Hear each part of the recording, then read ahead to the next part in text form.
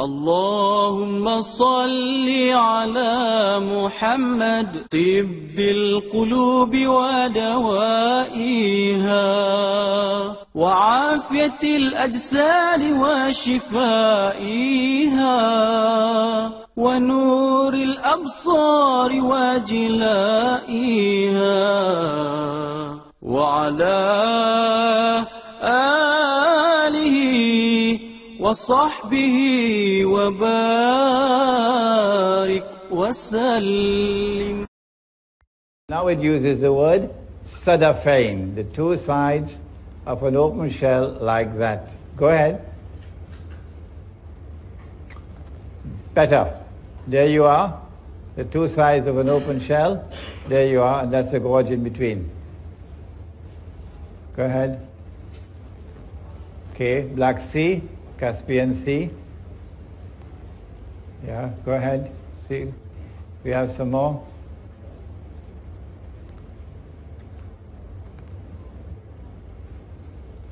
Okay, it's over here. Now, go back. Right. One of the major events of Akhir Zaman is the conquest of Constantinople. And there's Constantinople. Mustafa Kemal insisted the name is Istanbul, and if you use the name Constantinople, you can be arrested. And the Turkish post office will not accept any mail with the name Constantinople, because he wants us to believe, and the Ottoman Islamic Empire wants us to believe, that the conquest of Constantinople prophesied by Nabi Muhammad already occurred in 1453. Wrong. The conquest of Constantinople is still to occur. And the reason why the conquest of Constantinople takes place after the Malhama, and maybe in the fourth session we can deal with Malhama. The conquest of Constantinople is important. Why? Because Eastern Christianity did not form an alliance with the Jews. Western Christianity did. Eastern Christianity is Rome of the Quran. And Nabi Muhammad ﷺ said that we Muslims are going to form an alliance with Rome. That alliance is important because the major force that faces Israel, the major threat to Israel, comes from Russia. The Russian nuclear-powered navy is here. Russia's navy cannot use this area over here in the winter time because it's all snow and ice. So for the Russian navy to get into the Mediterranean, this is the path. And NATO controls Istanbul, Constantinople, on behalf of the Anglo-American Zionist Alliance. And before NATO, it was the Ottoman Empire that controlled this on behalf of Britain and France. And it was the Ottoman Empire which was waging holy war on Eastern Christianity, on behalf of Western Christianity. And so the conquest of Constantinople has to take place so that the Russian fleet can get out of the Black Sea and come here to attack Israel. So we have, I believe, established for you the geographical location of Gog and Magog. A people who are located behind the barrier. Behind the barrier, on that side of the Caucasus, were the Khaza, a tribe of people who converted and became Jews. Must have been on a Sunday morning. And some of them converted from Judaism and became Christians. Must have been on a Sunday evening. So you have Khaza You have Khaza, who are Jews, and you have Khaza, who are Christians. But they did not become Jews because of religious conviction. They became Jews as a matter of political convenience. So they don't particularly care for Torah and for the laws of diet and so on. So these are people who are Jews as a nation, but not as a religion. Huh? A nation, not a religion. These are the people who today control power in the world. Now I have to make a confession. In this book, I came to the conclusion that Gog and Magog are the two rival powers in the world today. The Russian-led alliance I identified as Magog, and the Anglo-American alliance I recognize as Gog. I think that is now inadequate. Rather, a more accurate analysis would be that Gog and Magog are located within both the superpowers. And Gog and Magog are taking both the superpowers to their destruction. Because when the two superpowers have already been used to serve Israel and to serve the Zionists, they don't need them anymore. And so when the two superpowers are taken on a ride until they clash with each other, with the nuclear war, there will be mutual destruction. They will be destroyed, but not Gog and Magog. That's where I made my mistake. Gog and Magog will not be destroyed by the Malhama. Gog and Magog will still survive the Malhama.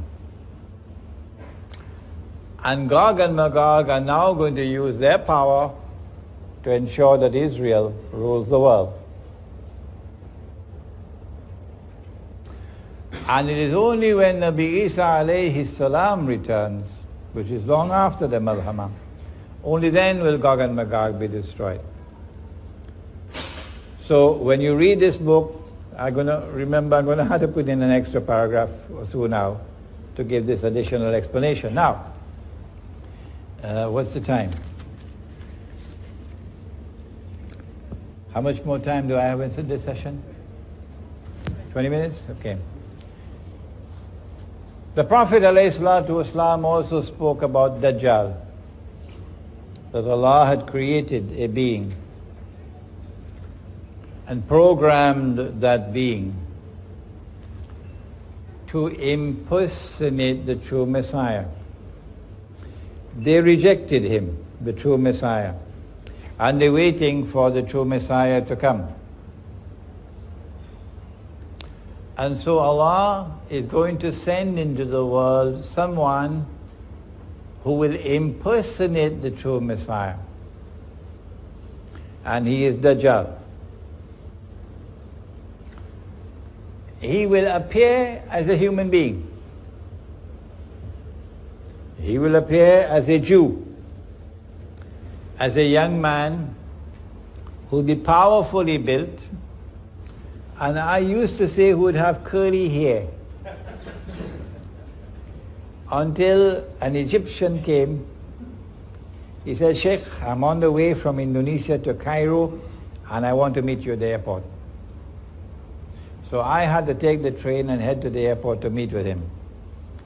And this Egyptian was so excited to meet with me that he missed his flight to Cairo. He missed his flight to Cairo. So he explained to me, he says, "No, Sheikh, the Orthodox Jews have to wear curls at their side here. And that is what the Prophet is speaking about. And you see them in Brooklyn with the curls at the side, okay? So he would be a human being. He would appear rather as a human being. As a young man, powerfully built, a Jew with curls. And he's going to stand up in Jerusalem. I don't say he's going to appear in Jerusalem. He could appear somewhere else, but he will stand up in Jerusalem and declare, I am the Messiah. And all those who had eyes and couldn't see would recognize him as the Messiah. He would have deceived them. His name is Dajjal because he deceives. He has a PhD in deception. A friend of mine got offended. He said he just got his PhD. He said, don't tell me Dajjal also has a PhD.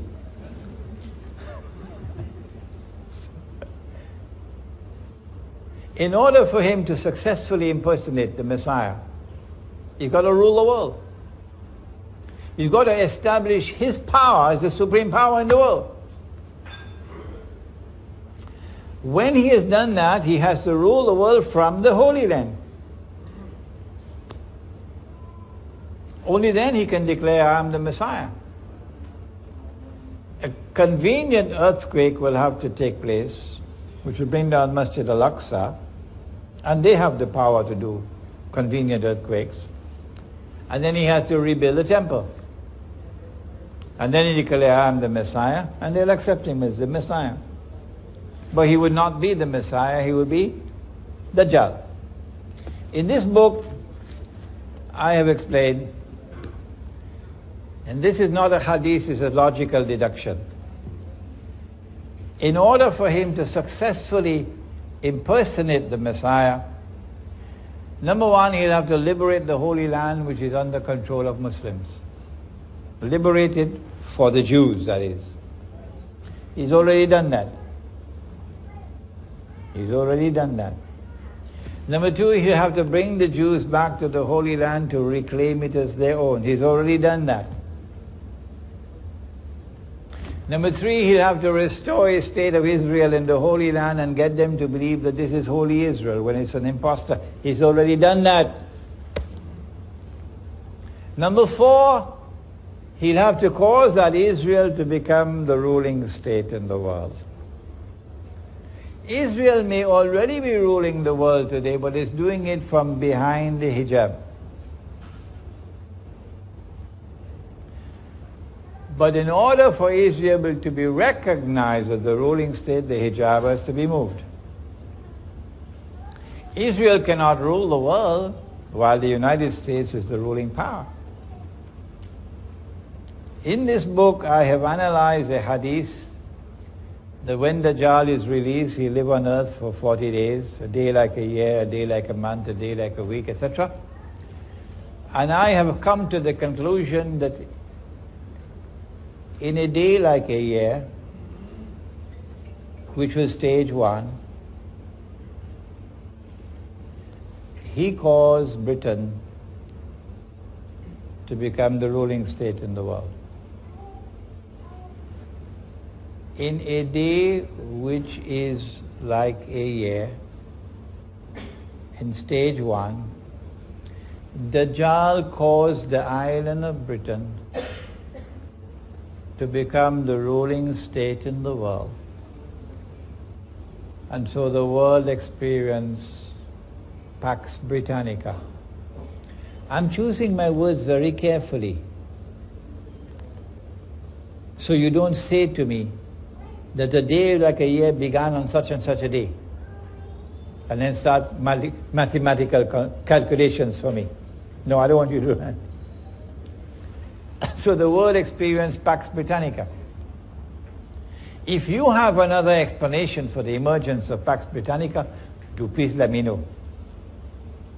This is my explanation. And then a day like a month succeeded a day like a year, and Pax Britannica had to give way to Pax Americana. And the United States became the next ruling state in the world, with a mysterious relationship with the Holy Land and with Israel. And my explanation is that this is Dajjal in stage number two. If you have a better explanation, I'd love to hear it. But there's such a profound silence from the world of Islamic scholarship. and such a profound and embarrassing silence from Islamic movements, many of which now form governments in the world. They don't want to hear the subject. It's too inconvenient for them. And such a profound and embarrassing silence from scholars who otherwise are recognized as great scholars. But if the Quran explains all things, what is the explanation for Pax Britannica? What is the explanation for Pax Americana? How is it that Imran Hussein, who is not an economist, who is not a monetary economist, no, who studied economics and studied monetary economics as part of his studies in international relations. That doesn't make you an expert. How is it that Imran Hussein 15 years ago or more was able to declare publicly and put it down in writing that the US dollar must collapse? I didn't say that the US dollar will collapse. I said more than that. I said the US dollar must collapse.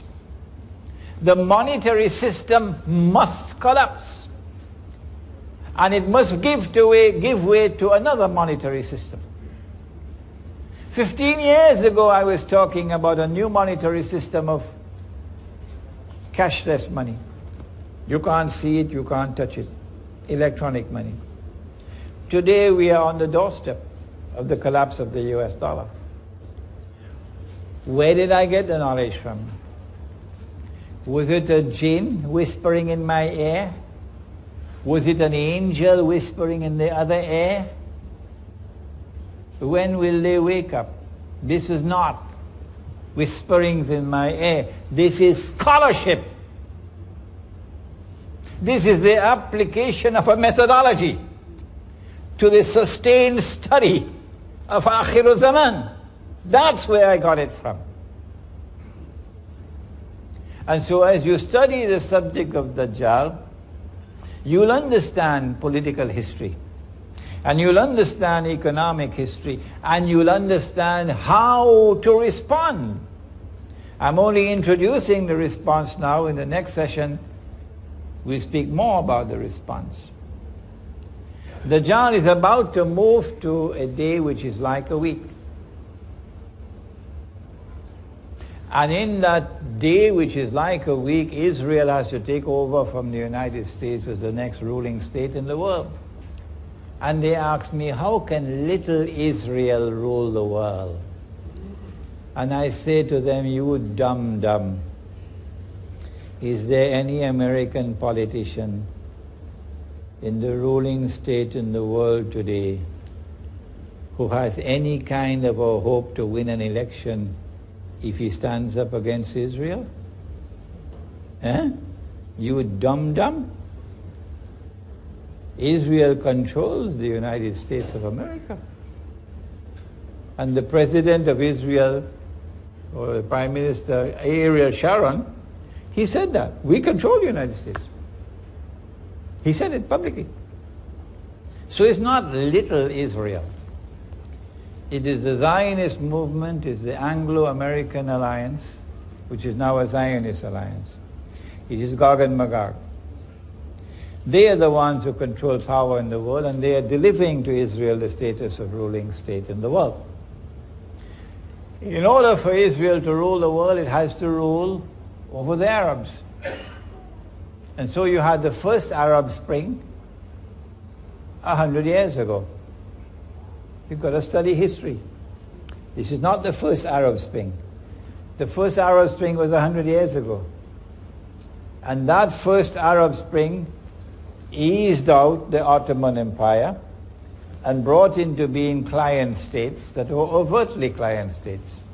Saudi Arabia, who will now control the heartland of Islam on behalf of the Zionists. It brought into being governments and rulers who now acted on behalf of the Zionists. The second Arab Spring is doing the same thing. The biggest obstacle in the way is Syria. And the most important plum in the whole basket is Syria. is Syria. And in order for them to rule the world, they got to rule over the Arabs. To rule over the Arabs, you have to decimate the Arabs.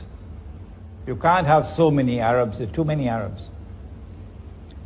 And so, وَيْلٌ لِلْعَرَبِ مِنْ شَرٍ قَدْ اقْتَرَبَ, said Nabi Muhammad alayhi salatu wasalam. Woe unto the Arabs, because of a great evil which is going to come upon them. It's close, Gog and Magog.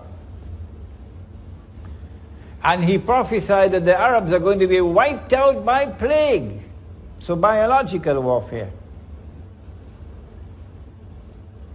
The Arab Spring is meant to lead to the Arab slaughter. So you have a manageable Arab population in the world. And when the attack on the Arabs take place, the biological one, the only place where you can find safety is in Mecca and Medina. Because neither Dajjal nor plague can enter into Mecca and Medina.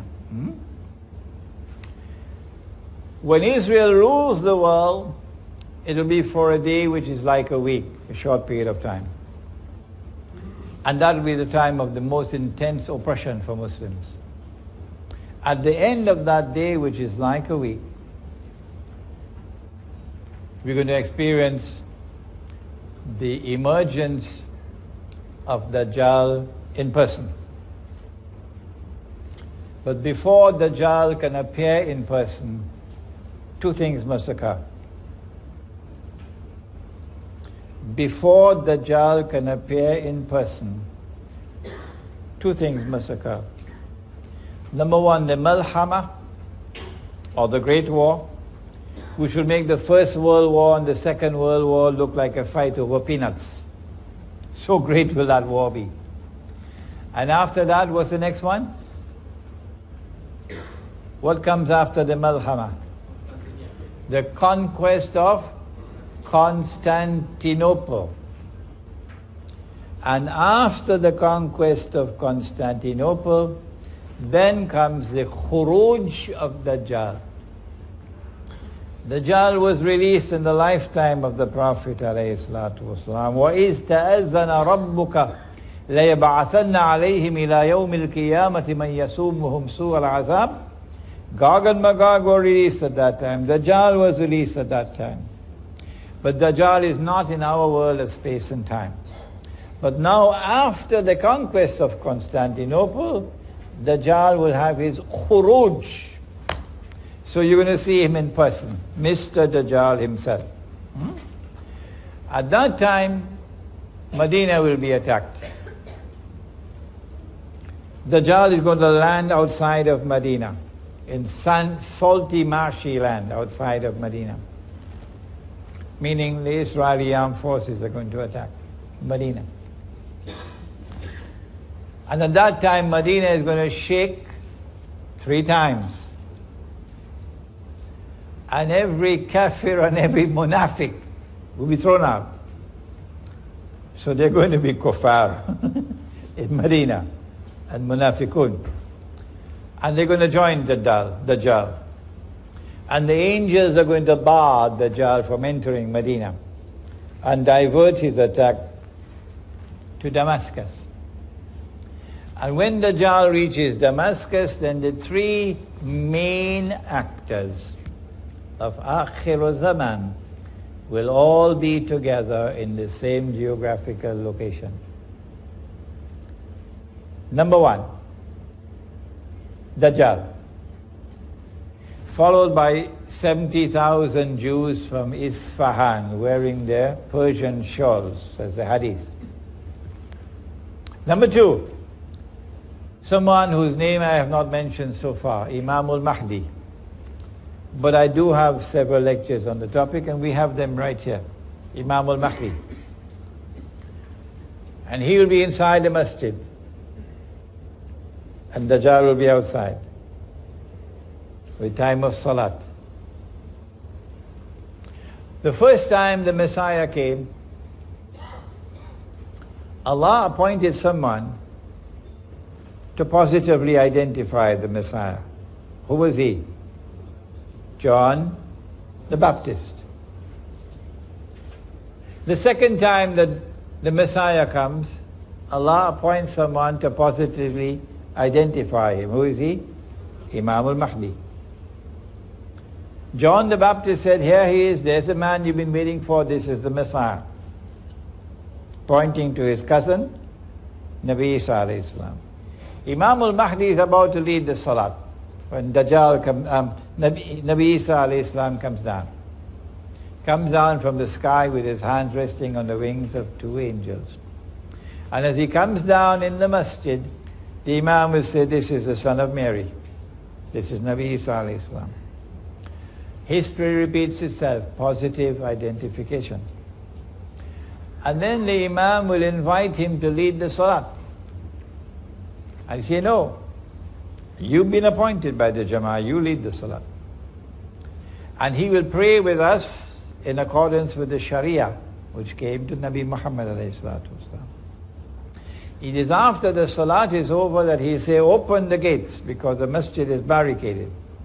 And Dajjal is outside. And Imam al-Mahdi is inside. And Nabi Isa alayhi salam is inside. The three main actors of Akhiru Zaman in one place. Damascus. So the story of Damascus is not going to end with some foreign armed and foreign finance people overtaking the country on behalf of the Zionists. The story of Damascus will end only on that day. As he opens the gate and Dajjal sees him, Dajjal is going to melt like salt melts in water. And he's going to flee. Running. Today they are stamping their feet on the earth as bloody oppressors. But tomorrow they're going to be running. Yes, tomorrow they're going to be running. So good news for Gaza, hold on. Tomorrow they're going to be running. And Nabi Isa alayhi salam will pursue him and overtake him in a place called Lud and kill him. It is my opinion that when he is killed, he's going to pass into non-existence. Because he was programmed to act as he did. So he doesn't have to stand before Allah for judgment and to answer for his conduct and to be rewarded or to be punished. No, because Allah created him as a special creation. قُلْ أَعُوذُ بِرَبِّ الْفَلَقِ مِنْ شَرِّ مَا خَلَقَ. An evil creation to test mankind and to punish mankind. How do we respond to the awesome facade of Gog and Magog? And how do we respond to the oppression of the Dajjal? My answer is, you can't beat them. This is a sinking ship.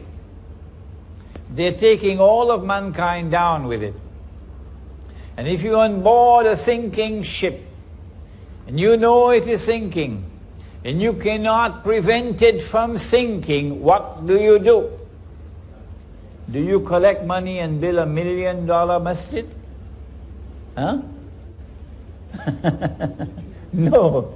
If you're on board a ship and it's sinking, and all those who go down with that ship are going into the hellfire, you can't prevent it from sinking, then the only thing that a sensible, intelligent person would do is to get off that ship. And that's what the young man did in Surah Al-Kahf. It is a philosophy of withdrawal from a godless world to preserve faith. Let us end now with the hadith. The Prophet said, sallallahu ta'ala alayhi wa sallam, there are some who would have difficulties with the Prophet, you know. Why did he say this? Why can't we be a part of mainstream society? What's wrong with the blue jeans, Jamaat? Yes. So why did he say it? But this is what he said. He said the time would come when a believer in order to preserve faith, would have to flee to the mountainsides where rain falls and take with him some sheep and goats, which means withdrawal from the godless world to preserve faith. This is our response. Those who choose to remain in the cities, you must know that every city and every town is going to be destroyed. Surah Al-Isra. And those which are not destroyed are going to be punished with terrible punishment. We say withdraw to the remote countryside and build small communities of people who worship Allah with sincerity in their hearts. And we call that the Muslim village. Before I end, I want to introduce Roland, who is somewhere around. Where are you, Roland? Stand up, Roland, let them see you. This is Roland Hashim. He's the head of the Muslim village in Malaysia. They bought land already in the state of Perak. They've already cleared the land, they've already built an access road to the land. And they're soon going to start construction of the masjid. Alhamdulillah, I'm proud of them. The Muslim village will unite our people. So no sectarianism. No.